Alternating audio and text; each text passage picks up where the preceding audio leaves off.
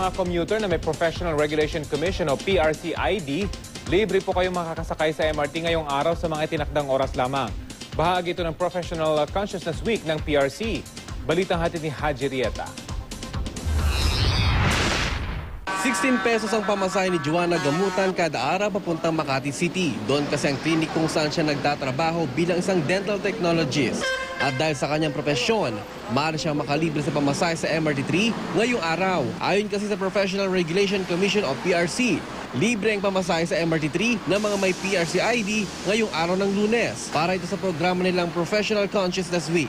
Malaking tulong sa mga commuter, sa mga pang-umaga, pero parang hindi mo nakaka-discriminate sa mga yes. Gaya na lang ng Management Accounting graduate na si Annalyn Custudio na ngayon ay nagtatrabaho sa isang opisina. Wala raw siyang PRC ID.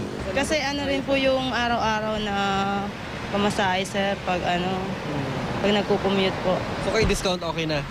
Opo. Kahit di na libre? Opo. Alas 7 ng umaga ngayong Lunes ang simula ng libreng pamasahe sa MRT3 hanggang alas 10 ng umaga. Magpapatuloy naman ito ng alas 5 ng hapon hanggang alas 8 ng gabi.